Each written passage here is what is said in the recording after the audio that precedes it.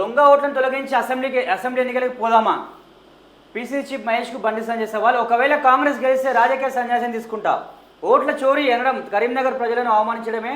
నేను హిందూ ఓటు బ్యాంకుతోనే గెలిచిన, వార్డు మెంబర్గా గెలవని వారు కూడా విమర్శలు చేస్తారా? 2014 ముందు కాంగ్రెస్ హయాంలోనే రోహింగ్యాలు దేశంలోకి వచ్చారని ఆరోపణ.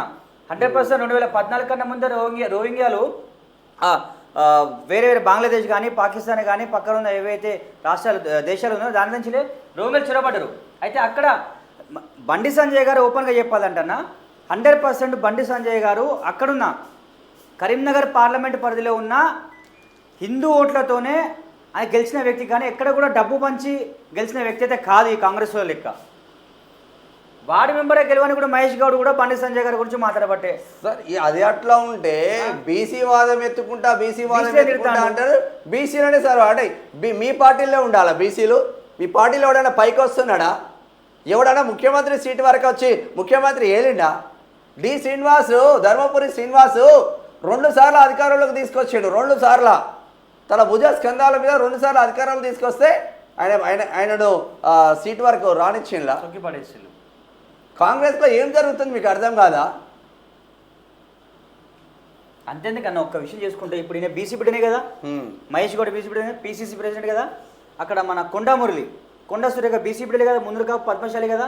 వాళ్ళ మీద నాయన్ రాజేందర్ రెడ్డి అనే వ్యక్తి మాటలతో దాడులు చేస్తూ ఉంటే ఒక్క మాట కూడా స్పందించలేదు వీళ్ళు. ఇంకా వాళ్ళకి నోటీసులు ఇచ్చి వాళ్ళు రావాలి. మళ్ళీ ఇక్కడ మునుగోడు ఎమ్మెల్యే కోమటిరెడ్డి రాజగోపాల్ రెడ్డి అడ్డం తిట్టం తిట్టినా కూడా ఆయన నోటీసులు ఉండవు.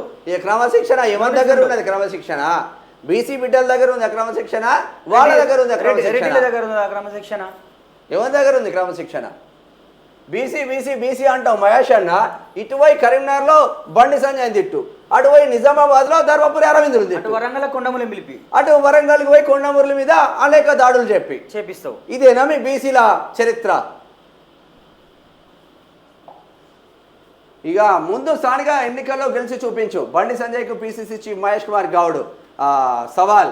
బీజేపీకి ఘోర ఓటమి తప్పదు, రాజకీయ సన్యాసానికి రెడీగా ఉండు. యూరియా తెప్పించాలని నువ్వు కేంద్ర మంత్రివా, హోంశాఖ చూస్తూ రోహింగ్యాలు చొరబడుతున్నారని చెప్తావా?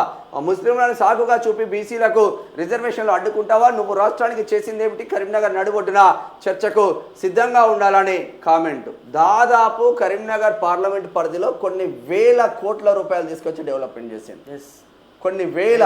ఆ డబ్బులు కాకుండా కరీంనగర్ పార్లమెంట్ పరిధిలోనే 20,000 సైకిళ్ళు పంపిణీ చేసిన. నిన్న కూడా వేములవాడ నియోజకవర్గంలో పంపిణీ చేసింది. ఆ చరిత్ర బండి సంజయ్కు నీకేమున్నదా?